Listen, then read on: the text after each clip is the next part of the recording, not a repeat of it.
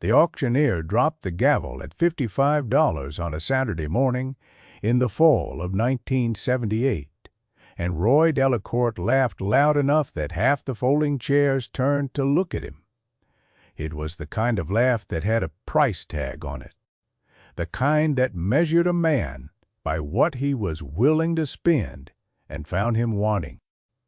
The gavel had come down on an old surveyor's case, a battered rectangle of brass-bound oak about the length of a man's forearm, and the bidder, standing quiet at the back of the tent, was Ellis Warren, who was 68 years old and had been a locksmith in Corbin County for the better part of 5 decades.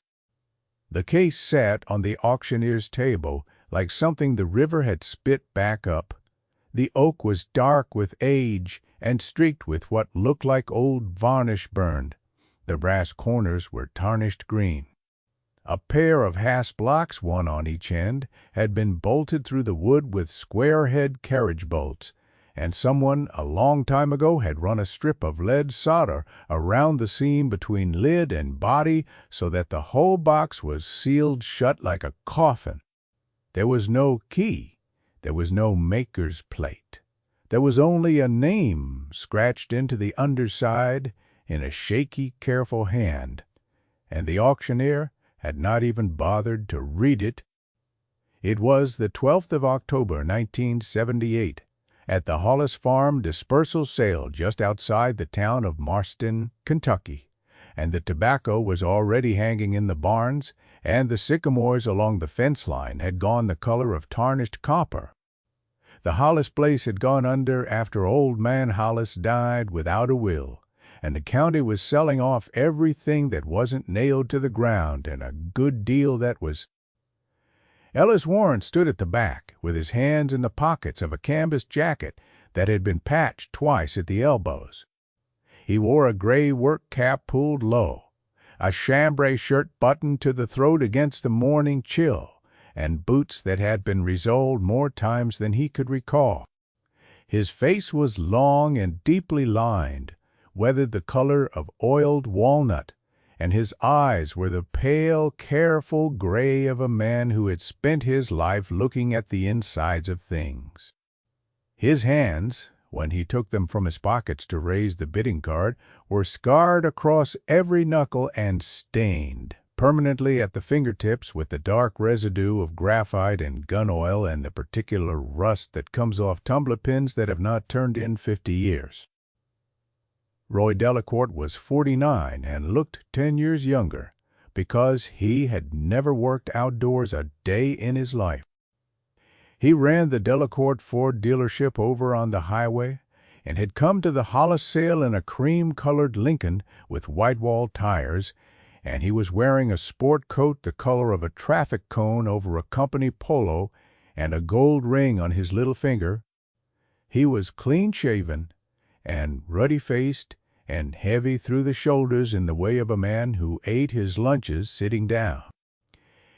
He had come to the sale looking for a walnut secretary desk his wife wanted, and he had bought it for $600, and he was in a fine mood.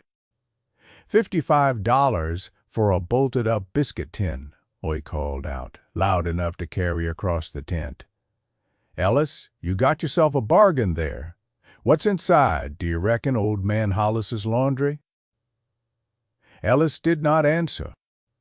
He walked up to the table and counted out $55 in tens and ones and a single crumpled 5, and the clerk gave him a receipt, and he picked up the surveyor's case with both hands like it weighed more than it should have. The truck was a 1962 Ford half-ton, dark green under a coat of red dust, and the tailgate had to be lifted with a particular jerk of the wrist because the hinge was sprung. He set the case down in the bed on top of a folded, moving blanket and closed the tailgate and stood there a minute, looking at it. Roy Delacourt hollered something else from across the parking lot, something about the Tin Man and how Ellis had better not spend all his winnings in one place, and Ellis touched the brim of his cap in a gesture that was not quite a wave and not quite anything else. Now, here is what the crowd at the auction did not see, and what Roy Delacourt in his cream-colored Lincoln did not have the eyes to see.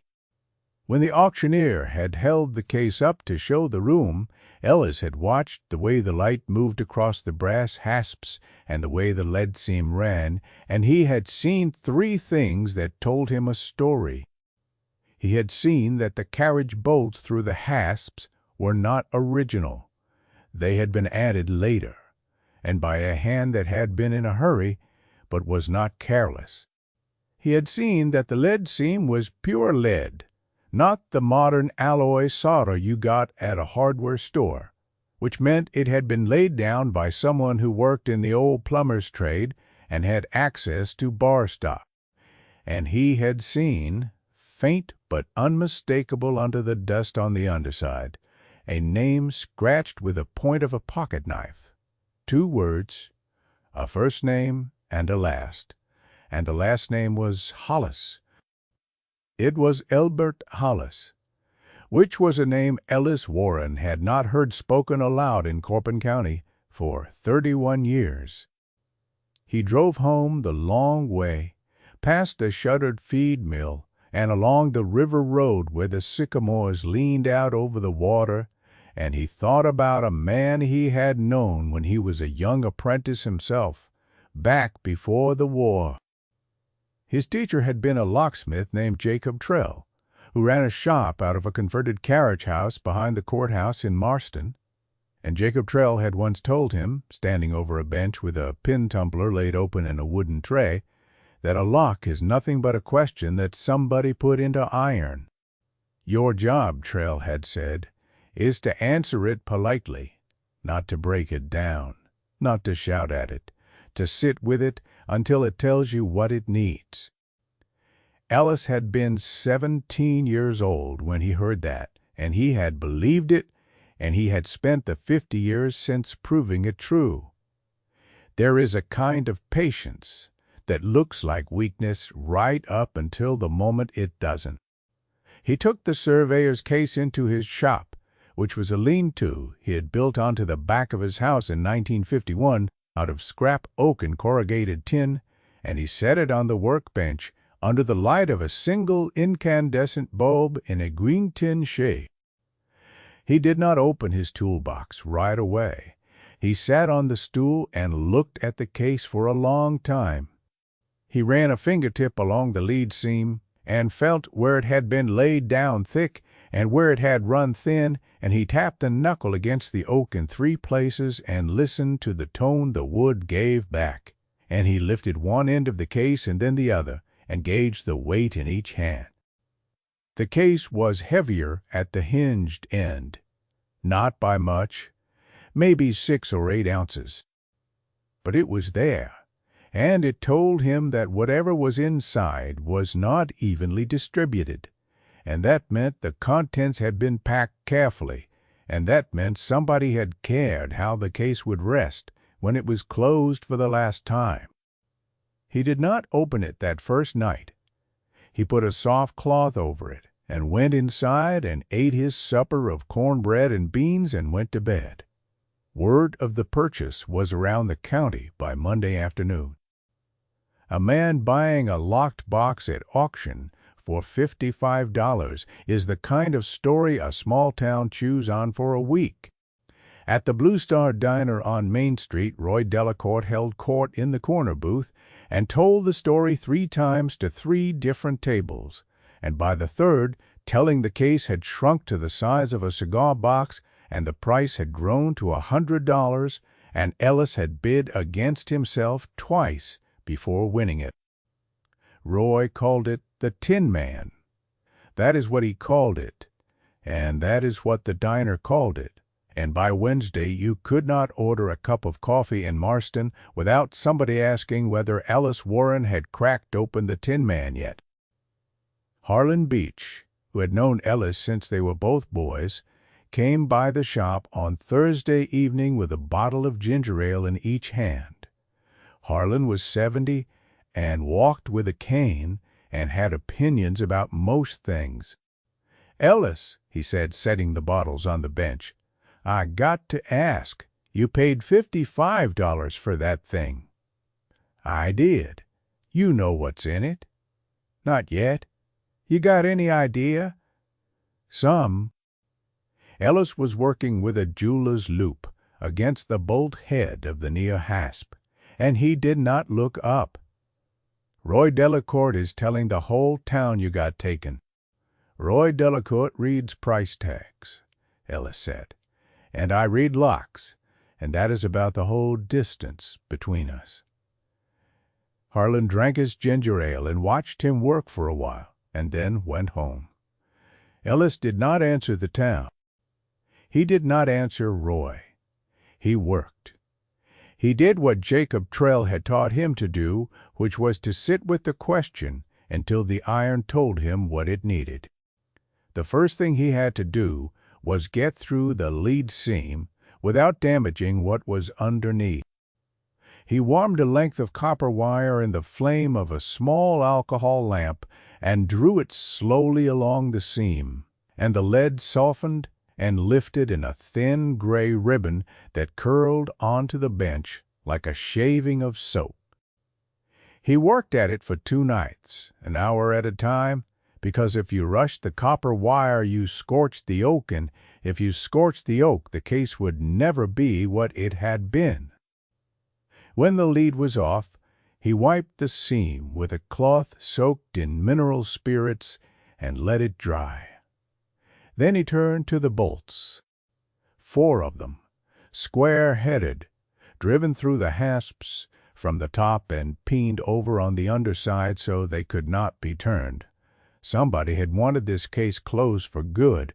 Somebody had wanted it never opened by an idle hand. He filed the peening off each bolt one at a time, taking care to catch the iron shavings on a folded paper so none of them fell into the seam. He worked with a fine mill file and stopped every few strokes to feel the head with his thumb. When the peening was down flush, he set a socket over each bolt head and turned them out with a slow, steady pressure, and each one came free with a small, dry sound like a walnut cracking. That was 5 nights of work. He did not hurry. On the 6th night he stood over the case with the last bolt in his palm and looked at it a long time. He was aware that if he was wrong about what was inside, he was going to be the fool of Corbin County for the rest of his natural life. He was aware that Roy Delacourt was probably at that moment telling somebody in the diner what the Tin Man was going to smell like when it was finally cracked open, and how Ellis Warren was going to look standing over it with nothing but rags and rust. He set the bolt down. He put his hands flat on the bench on either side of the case, and he took a breath, and he lifted the lid. It came up with a sound like a held breath finally letting go, a soft, dry exhale of old air escaping past dry oak, and Ellis Warren stood very still and did not look down for a full 10 seconds, because it was not his box and he wanted to give whatever was inside the courtesy. Then he looked. There were 3 things inside, laid on a bed of oilcloth that had gone the color of weak tea. There was a leather portfolio, cracked at the spine, tied with a length of black ribbon. There was a canvas bank sack, folded twice, heavy and settled at the hinged end of the case, which explained the weight. And there was an envelope, cream-colored, unsealed, but folded closed, with a single line written across the front in a strong, slanting hand. The line said, "To whoever finds the honest patience to open this." He picked up the envelope first, because the letter would tell him what the other 2 things were for, and he unfolded it carefully and read it under the green-shaded bulb. The letter was dated the 3rd of March, 1947. It was written by a man named Elbert Hollis, who identified himself as the younger brother of Marcus Hollis, who was at that time the owner of the Hollis farm and the largest tobacco warehouse in Corbin County. In careful sentences, Elbert Hollis explained that he had for the past 11 years served as bookkeeper for his brother's warehouse operation, and that in the winter of 1946 he had discovered that a business partner of his brother's had been for several years systematically diverting warehouse receipts and reselling stored tobacco under forged consignment papers, and that the losses to the local farmers who had trusted the warehouse. Elbert Hollis had confronted DeWitt Delacourt in January of 1947. 2 weeks later, Elbert Hollis had been arrested on charges of embezzling from his own brother's warehouse. The evidence against him was a set of ledger books in his own handwriting, which he swore he had never seen before, and a bank account in Louisville in his own name, into which the missing money had been deposited over the course of 18 months. The account had been opened with a signature card. Elbert Hollis also swore he had never signed. He had been convicted in the Corbin County Courthouse on the 22nd of February 1947 and had been sentenced to serve 12 years in the state penitentiary at Eddyville. He had never served the sentence. On the 2nd of March 1947, the night before he was to be transported, Elbert Hollis had hanged himself in the county jail with a bedsheet twisted into a rope. He had left no note. The town had taken the suicide as a confession, and the story had died with him, and DeWitt Delacourt had bought the warehouse from Marcus Hollis 2 years later for pennies on the dollar and had run it until his own death in 1961, at which point his son Roy Delacourt had used the proceeds from the sale of the warehouse to open the Ford dealership out on the highway. The letter in the Surveyor's case explained all of this in Elbert Hollis's steady bookkeeper's hand. It further explained that on the night before his death, Elbert Hollis had asked his old friend Jacob Trell, the locksmith, to come to the jail on the pretext of repairing a lock on the sheriff's file cabinet and to carry out with him a surveyor's case.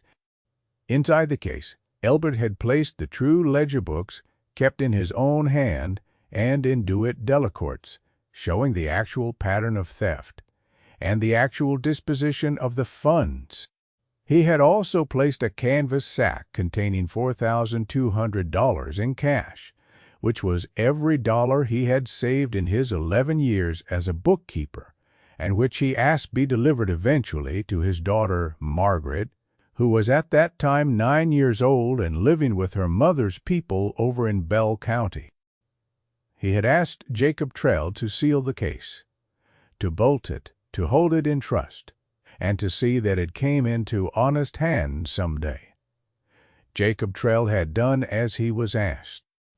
He had sealed the case that same night with lead solder from his own shop, and he had bolted the hasps, and he had kept the case in the back of his carriage house for the next 23 years, and when he died in 1970, the case had gone into the estate of a distant cousin who did not know what it was, and finally, somehow, into the accumulated debris of the Hollis farm itself, where it had sat in a shed for 8 more years until the county came and took everything to the auctioneer's tent. The letter ended with a line that Ellis Warren read 3 times. "If you have the patience to open this box without breaking it," the writer had put down, "then you are the kind of person I would trust to do what is right with what you find. My name was Elbert Hollis. I did not steal from my brother. Please tell my daughter." Ellis Warren sat on the stool in the lean-to for a long time after he finished reading. He then untied the black ribbon on the portfolio and opened it and looked at the ledger books, and he was not an accountant, but he had been alive long enough to know a false hand from a true one, and he could see that the books inside were the true ones. He weighed the canvas sack in his hand. It was heavy with old bills, 10s and 20s and bank bands from a Louisville bank that had failed in 1953. He could have kept it. He could have taken the sack out to his own truck and driven it home and buried it in a coffee can in the garden, and no one would ever have known. The letter was addressed to whoever opened the case. The ledger books proved nothing to any court that mattered anymore, because everyone named in them was dead except Roy Delacourt, who had not been born yet in 1947 and was not legally responsible for what his father had done. The cash was untraceable. The daughter, Margaret, would be about 40 years old now if she was still living, and she had not been heard from in Corbin County since her mother had taken her away in the spring of 1947. Ellis Warren did none of those things. He closed the portfolio and tied the ribbon and put the sack of cash back inside the case and closed the lid. And he sat with his hands on the wood for another few minutes, and then he stood up and turned off the light and went inside and slept. The next morning, he made 2 telephone calls. The first was to a lawyer in Louisville named Furbush, who had done some work for Ellis's late wife's family many years before, and Ellis explained in careful sentences what he had found and asked Furbush to locate Margaret Hollis, who would now be Margaret something else, presumably. The second call was to the county attorney in Marston, a woman named Priscilla Bean, who was young and sharp and had run for the office on a platform of cleaning up old business, and Ellis asked her to come out to his shop that evening because he had some documents she ought to see. Priscilla Bean came at 6. She stayed until nearly 11. She left with the portfolio in a cardboard file box on the seat of her car, and she was quiet when she left. And she called Ellis the next morning to say that she was opening a formal inquiry into the 1947 Hollis case and that the papers he had given her were. It took most of a year. Elbert Hollis's conviction was formally vacated in the summer of 1979 by a judge in Frankfort who read the ledger evidence and the letter and issued a written opinion that used the word grievous 3 times in 2 pages. The Louisville lawyer Furbush found Margaret Hollis living in Dayton, Ohio, where she was a widow and a school teacher and had spent 40 years believing that her father had been a thief and a coward.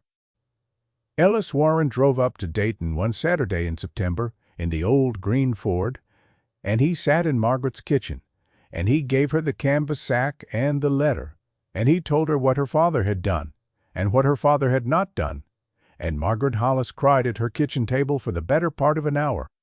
And when she was done crying, she asked Ellis what she owed him, and he said not one thing in this world. Roy Delacourt did not say much at the diner after the story came out in the Marston Ledger. He did not have much to say. His father's name was in the paper twice on the front page, and the second time it was in the headline, and the dealership out on the highway lost a good part of its business that winter and never quite got it back. Roy sold the lot in the spring of 1981 and moved his family to Florida, where he was said to have opened a boat dealership, though nobody in Corbin County kept close track. The Surveyor's case itself, after the county was done with it as evidence, was placed in a glass display in the lobby of the Corbin County Courthouse, with a small brass plaque underneath that told the true story of Elbert Hollis in 5 careful sentences. Ellis Warren went to see it one evening after the courthouse had closed, when the lights were off and the lobby was lit only by the yellow spill of a street lamp through the tall windows. He stood on the sidewalk across the street and looked in through the glass at the case sitting on its little velvet-draped stand, and he touched the brim of his cap the same way he had touched it in the auction parking lot the year before, and then he got in the old green truck and drove home. He was back at his workbench the next morning by 7. There was a lady from over in Pineville who had brought him a jewelry box. Her grandmother had locked in 1919 and never opened again. And it was sitting on the corner of the bench waiting for him, and Ellis Warren pulled up his stool and picked up his jeweler's loop and got to work. So I will leave it with you. If you had been the one who paid $55 for that battered, bolted, forgotten case, and you had been the one who sat alone in a lean-to shop with a canvas sack of untraceable cash and a letter no living soul knew existed, or would you have buried it in the garden and let a dead man stay a thief?